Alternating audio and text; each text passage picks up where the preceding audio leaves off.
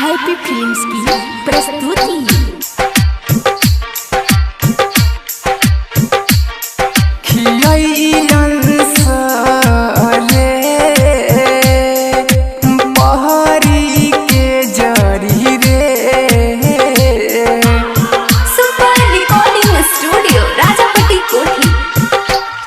की हमारा से करे प्यार बड़ी गहरा से घरवा में बड़ी बिटाले रखेलन से बड़ी पहाड़ा से खियलन से कमनो जड़ी रे भुला गईली हमारा के परी रे खियलन से कमनो जड़ी रे भुला गईली हमारा के परी की हमारा से करे प्यार बड़ी गहरा से घरवा में बड़ी बिटाले रखेलन से बड़ी पहाड़ा से खियलन से कमनो जड़ी रे भुला गईली हमारा के परी रे।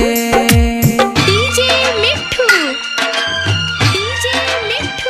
भुला गईली राजा पटसोनी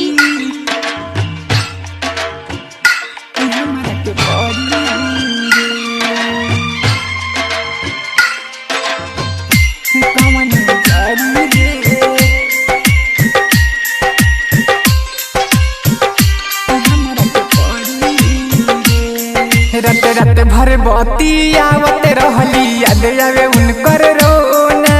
याद आवे उनकर रोना याद आवे उनकर रोना रत रत भर बती आवत रहली याद आवे उनकर रोना तो बे काहे भुला गईली हमरा के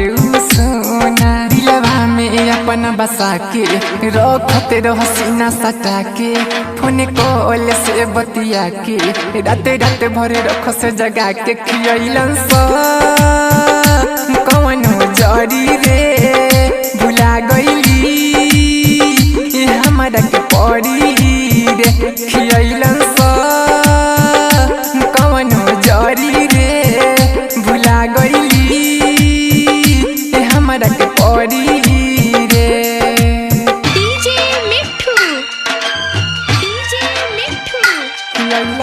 राजा पटसोनी